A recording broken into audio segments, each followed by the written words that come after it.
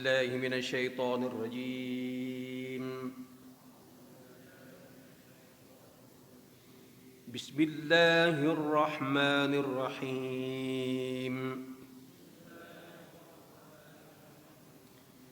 والعصر إن الإنسان لفي خسر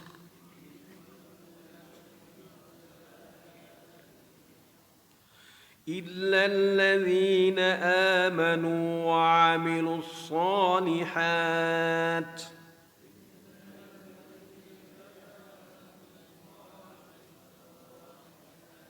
وتواصوا بالحق وتواصوا بالصبر.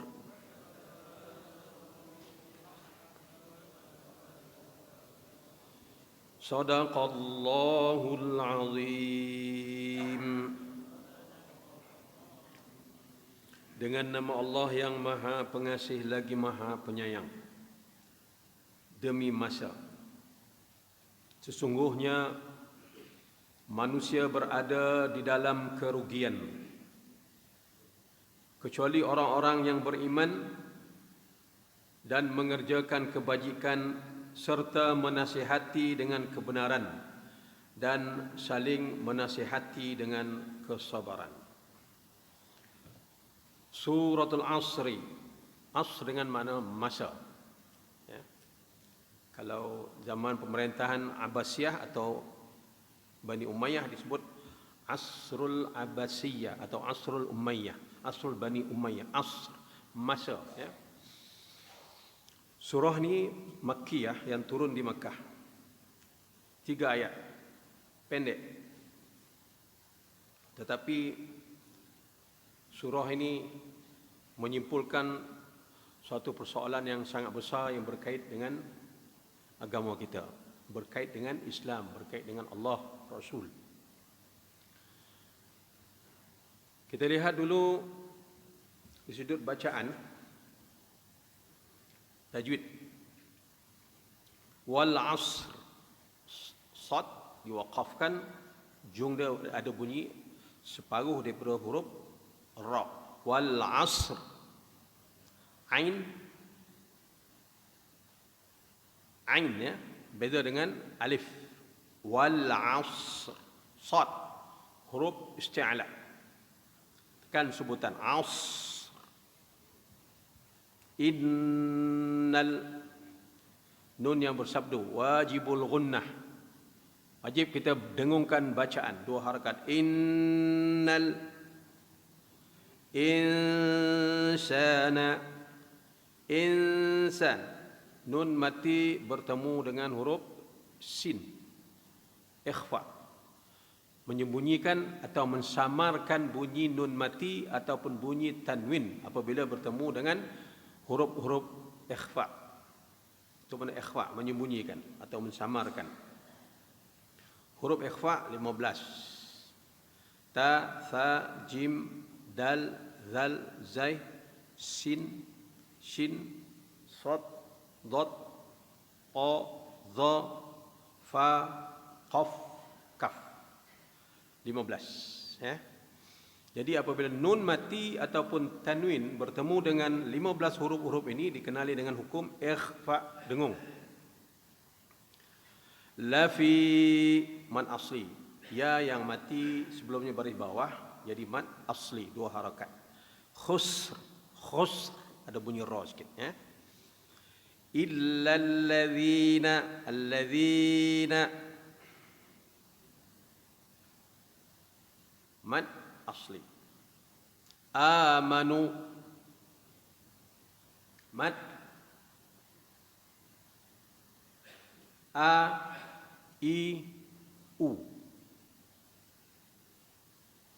mad apa?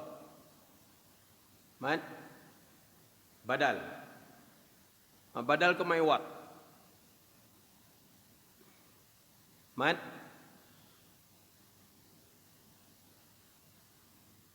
mana apa? Tu maiwat. Hah? Tak boleh nak refresh ni. Kan? Mari belajar ke kampung mari dalam amur pula kan, upuk pula. Mat iwab.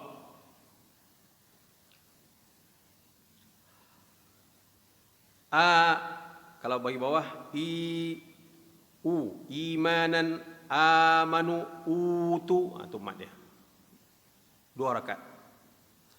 Amanu mat asli. Wa amilus salihati mat asli. Lihati ha ya. Apa deh? Watawa mat asli. Watawa sad di atas waw mati di atas saw. Watawasaw bil haqq. Kalau kita berhenti bil haqq, huruf qalqalah yang bersabdu kemudian diwaqafkan, dimatikan. Ini dipanggil qalqalah kubra, qalqalah besar, qalqalah kubra. Wa tawasaw, tawa mat asli, saw waw mati dengan bagi atas dia tak jadi mat, dia tak jadi panjang. Wa tawasaw bis sabr, sad, huruf isti'la. Tulang kaji ya, untuk refresh kita punya ingatan pada tajwid, insya-Allah. Alhamdulillah.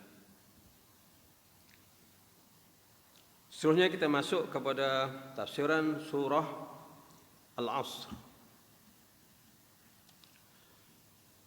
Sebelum kita masuk kepada tafsiran surah Al-Asr, kita tengok dulu sababun nuzul, sebab turun surah ini.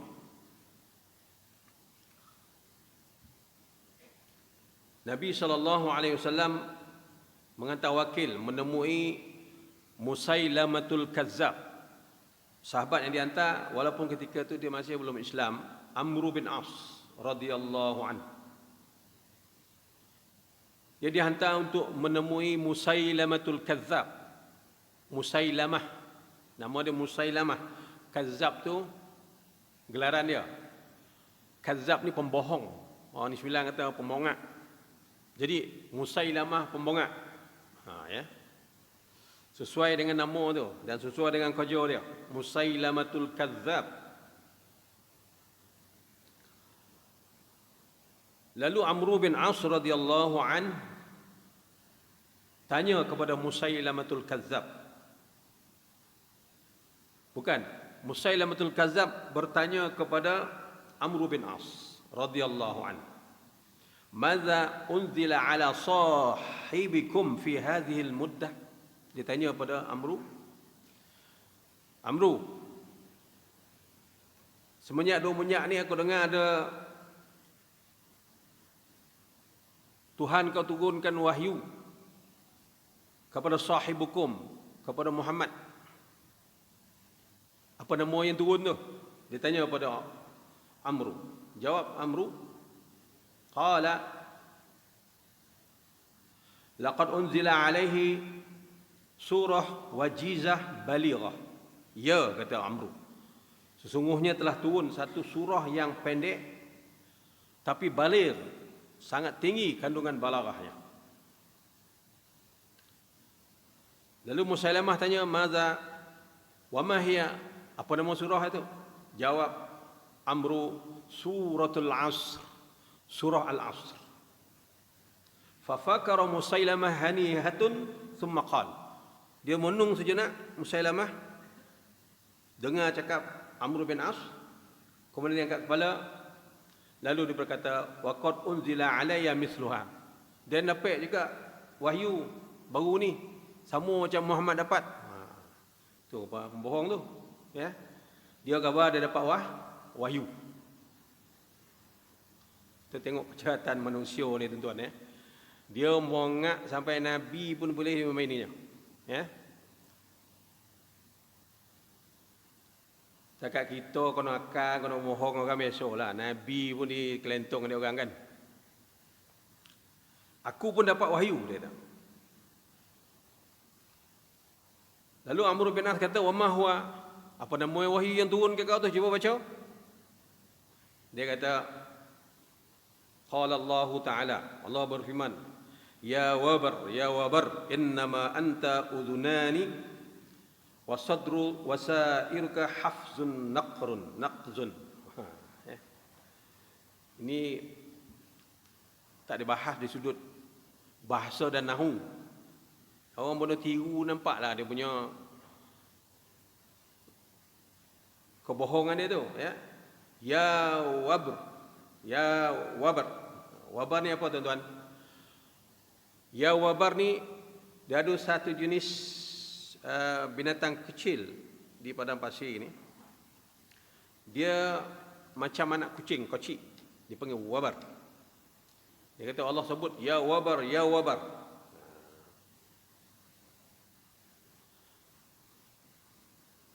Innama anta udhunani wa sadrun wa sa'iruka.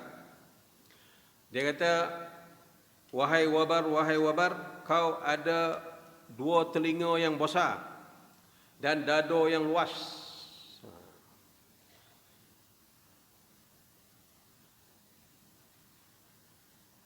Daripada segi makna pun dah nampak mongak kan. Bila Amru dengar apa yang dibaca oleh Musailamatul Kazzab, selepas dia baca ayat yang turun kat dia tu, dia kata, Musailamah kata, kaifa tara ya Amru? Apa pandangan kau wahai Amru? Ayat yang turun kat saya tu. Lalu Amru bin As berkata, faqala Amru wallahu innaka la ta'lam anni a'lamu annaka takzib. Demi Allah, sesungguhnya engkau akan tahu pendirianku bahawa aku mengatakan ayat yang turun ke kau ini adalah satu pembohongan, satu pendustaan. Ini lahirnya istilah takzib. Ya. Musailamah ni tuan-tuan, dia mengaku dia jadi Nabi. Nabi palsu. Itu sebab dipanggil Musailamatul Kazzab. Musailamah penipu, pembohong. Selepas itu turunlah surah Wal Asr.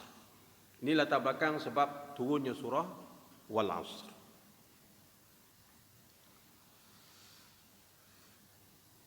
Kita tengok huraian di dalam tafsir Fi Zilalil Quran. Apa huraian daripada Syahid Syed Qutb terhadap sekilas pandang tentang suratul Asri.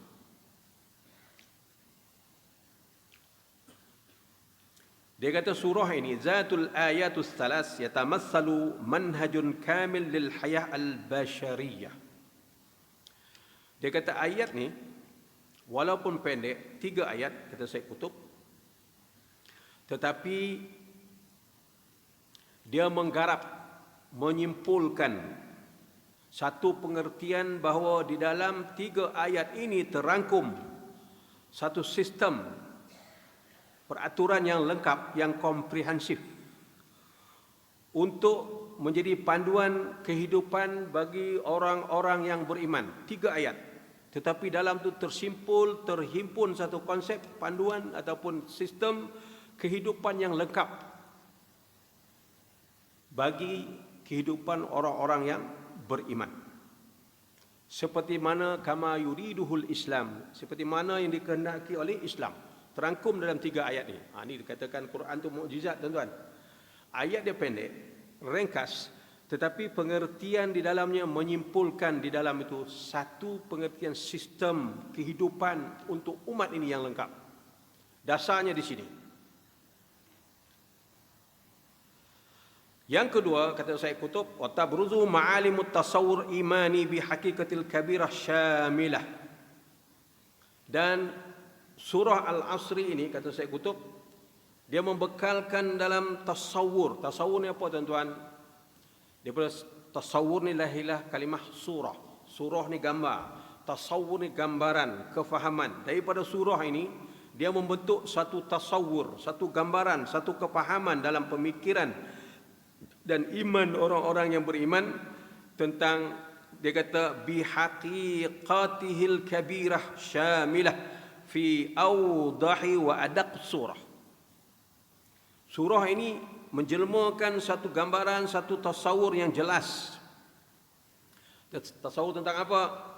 Tasawur tentang iman kepada Allah Ta'ala ni. Apa dia keimanan yang berkait dengan Allah Ta'ala, dan juga apakah hakikat keimanan yang sebenarnya yang dikehendaki oleh Allah dalam kehidupan umat ini. Surah ini menyimpulkan hal ini, kata Syekh Qutb.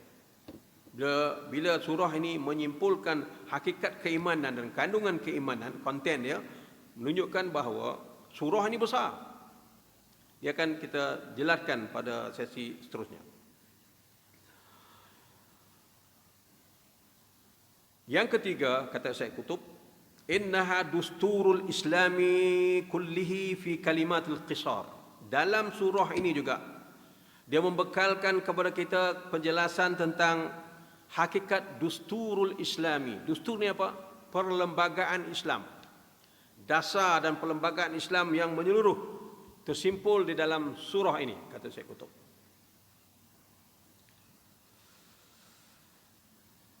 Kemudian watasiful ummah al-muslimah. Surah ini juga menjelaskan tentang identiti, sifat atau ciri-ciri masyarakat muslim yang dikenal sebagai ummah muslimah ataupun umat Muhammadiyah. Surah ini membekalkan makna dan pengertian ciri-ciri ummah Islamiah. Ada ciri-ciri dia.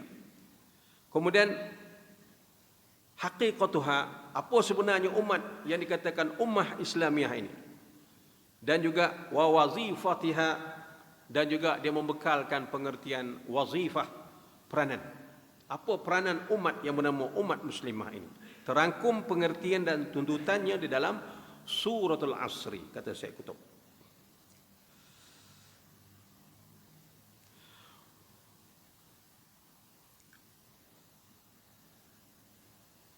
Wa hadza huwal i'jaz. Di sini terletaknya kedudukan ayat ini membuktikan bahawa Al-Quran adalah i'jaz, mukjizat. Apa dia mukjizat? Bila dia menyuguhkan sesuatu, tak ada suatu kuasa pun dapat mencabar bentuk, isi dan penyampaian yang terkandung dalam ayat-ayat Al-Quran. I'jaz, dia mukjizat, terbentang di hadapan kita, kata Syekh Qutb, membuktikan bahawa surah Al-Asri ini adalah mukjizat, melemahkan semua dakwaan dan tentangan. Hebatnya surah Al-Asr. Alladzi la yaqdiru alaihi illa Allah, yang keadaan hakikat seperti ini tak mampu diungkapkan oleh hanya selain Allah. Hanya Allah yang mampu mengungkapkan kadar dan bentuk yang sedemikian. Wa hadhihi ma'anil kalimat al-waridah fi surah. Dan inilah kandungan yang terangkum di dalam suratul Asr. Hebatnya, 3 ayat, tapi merangkumi makna keseluruhan Islam dan iman. Untuk menggambarkan kenyataan ini benar, maka Imam Syafi'i rahimahullahu ta'ala alaih buat satu statement tentang kehebatan surah Al-Asr. Dia kata, "Law ma anzalallahu hujjatan ala khalqihi illa hadhihi surah lakafathum." Kata Imam Syafi'i rahimahullahu ta'ala alaih, sekiranya Allah menurunkan Quran hanya satu surah ini saja, tak ada surah-surah lain, sudah cukup. Suratul Asri ini melengkapi Quran seluruhnya. Begitulah besarnya kedudukan suratul Asri. Lakafathum, cukuplah untuk manusia berpegang dan memahami surah ini, rahsia dan kandungannya, untuk mereka berpegang mewakili Quran. Cukup satu surah, tak payah surah-surah lain daripada surah-surah Al-Quran. Di situ tergambar betapa besarnya rahsia, hikmah, ilmu dan kandungan yang terkandung dalam suratul Asr. Dalam tafsir An-Nablusi, dia menjelaskan bahawa surah Al-Asri ini menjelaskan tentang manhaju qawim. Manhaj ni apa tuan-tuan? Sistem, peraturan, metod ataupun kaedah yang qawim, yang mantap, yang utuh. Bila sebut manhaj, sistem, kaedah ataupun metod ni, maka dia menggambarkan kepada inilah Islam yang diutus oleh Allah ke bumi ini untuk manusia, kata Nablusi. Untuk apa? Untuk membentuk satu hubungan raya antara insan di bumi dengan Allah di langit. Fi alaqatihi birrabbih. Bagaimana hubungan dan penyusunan hubungan manusia di bumi dengan Allah, maka surah ini merangkumi satu kaedah manhaj ataupun sistem berlakunya perkara tersebut. Sebab anna hadzal insan min adaq ta'rifatihi. Sebab manusia ni dia kata adaqut ta'rifati. Manusia ni tuan-tuan makhluk. Seorang penulis barat tahun 70-an, Alexis Carrel, orang Amerika, ini pengkaji. Dia menjelaskan dalam buku kajiannya tebal, bukan dekat 2 inci, diterjemahkan dalam bahasa Arab. Dalam bahasa Arab, kitab tu beri nama Al-Insan Dzalikal Majhul. Dia cuba menggarap, mengkaji dan meneliti sebenarnya apakah hakikat manusia dengan akal dia tanpa wahyu. Nampak kehebatan kajian dia, ya?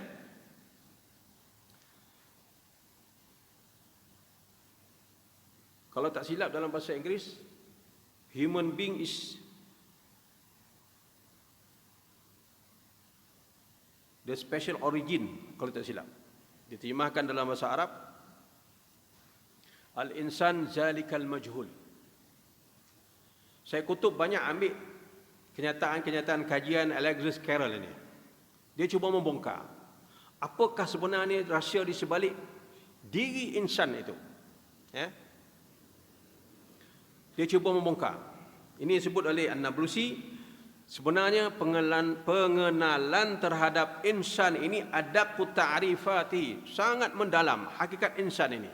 Sebab tuan-tuan, insan ini dia ada 2 unsur, satu biologi, satu bersifat ruhi.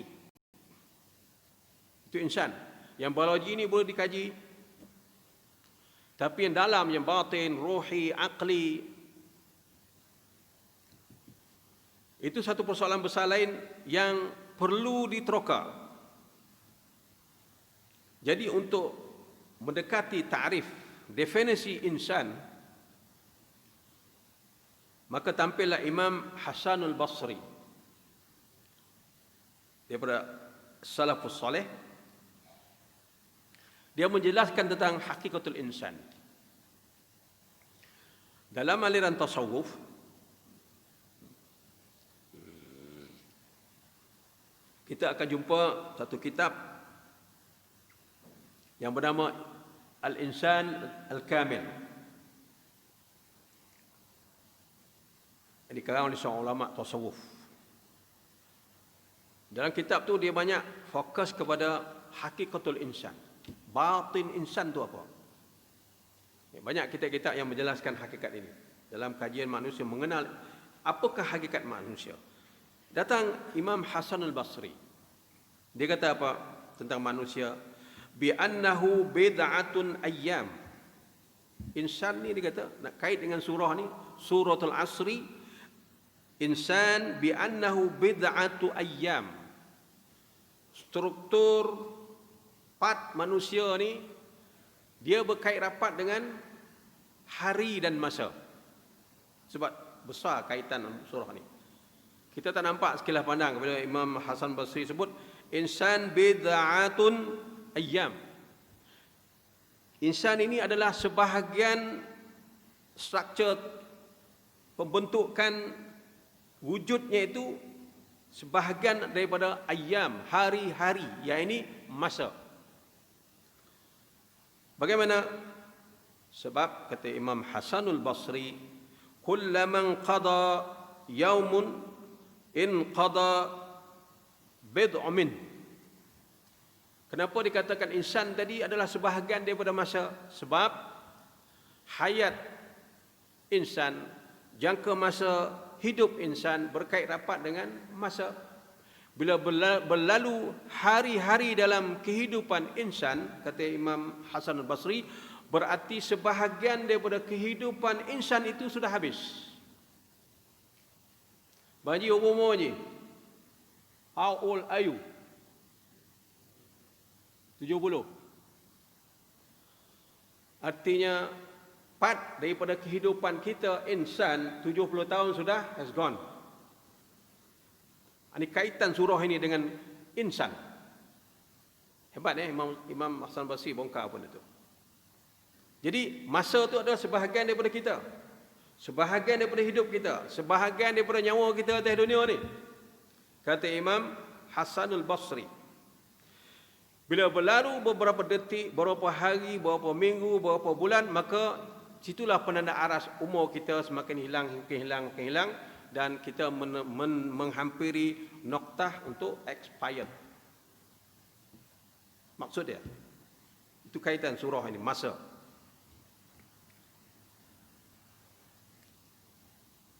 Dia menambah lagi, fal insan fi hadha ta'rif zaman. Insan dalam konteks ta'rif dan definisi ini, insan itu sendiri adalah masa.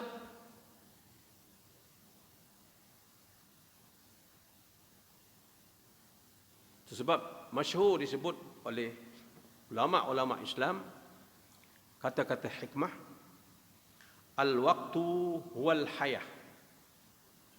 Masa itu adalah kehidupan. Sebab bila dia habis berlalu, tak boleh nak cover balik, tak boleh nak ambil balik. Biasa kita dengar masa itu adalah emas. Lebih mahal daripada emas masa ni. Sebab masa ini adalah nyawa, kehidupan. Bila dia habis, sehari habis. Tak boleh nak patah balik. Ameh kalau habis boleh cari. Itu beza ni tuan-tuan. Masa itu nyawa, masa itu emas. Sangat jauh perbezaan. Jadi masa adalah sebahagian daripada kehidupan insan. Berkait rapat dengan nyawa dan umur insan. Pentingnya masa dalam kehidupan insan.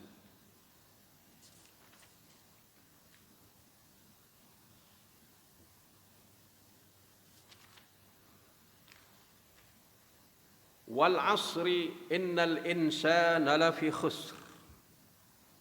Demi masa, sesungguhnya manusia itu di dalam kerugian. Bila kait masa, Allah Ta'ala kata manusia ni berkait dengan masa ni banyak yang rugi. Kan? Duduk kedai teh 3 jam.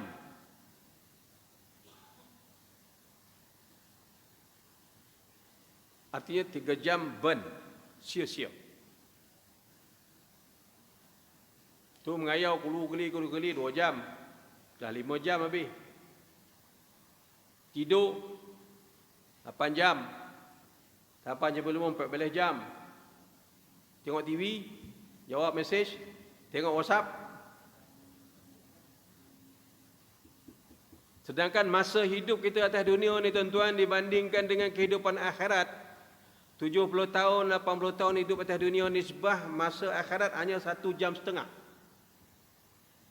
70 tahun hidup atas dunia ni tuan-tuan, nisbah akhirat hanya 1 jam setengah. Kalau tadi kita congak kasar dah 14 jam, 15 jam kita dah burn sehari. Satu hari ada 24 jam. Tak tolak merepet pengayau sana apa-apa yang tak senonoh, berapa detik tinggal. Dan berapa detik yang tinggal tu untuk digunakan kepada ibadah berapa saat, berapa detik. Itu maksudnya. Itu sebab dalam surah ini Allah mulakan dengan waw, wal asri. Waw ni apa tuan-tuan? Dalam Al-Quran, waw ni dikenal sebagai wawul qasam. Sumpah. Kita hati-hati ni sumpah ni lah mahkamahnya. Demi Allah, wallah, billah, tallahi. Saya mengaku apa yang saya cakap ni semuanya adalah benar belaka. Kita buat ada kopi tak payah sumpah dah. Demi Allah, dengan baik kau botol ni. Tak ada dah. Sumpah kat kedai kopi tu nampaknya mongat tu. Kan? Sebab tak perlu kepada sumpah, qasam. Tapi dalam ayat ini, dalam surah ini Allah mengatakan dengan wawul qasam wal asri, demi itu maksud sumpah.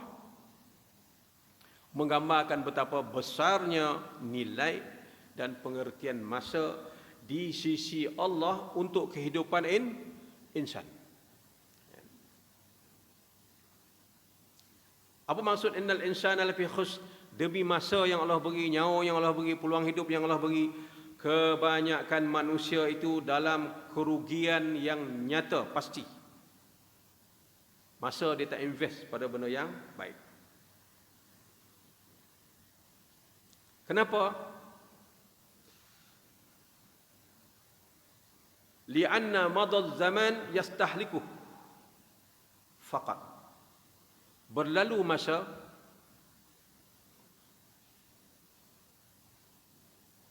yang habis begitu 20 tahun, 30 tahun, 40 tahun, 60 tahun, 70 tahun, dia kata yastahlikuh faqat, sia-sia. Ambil contohlah tuan-tuan.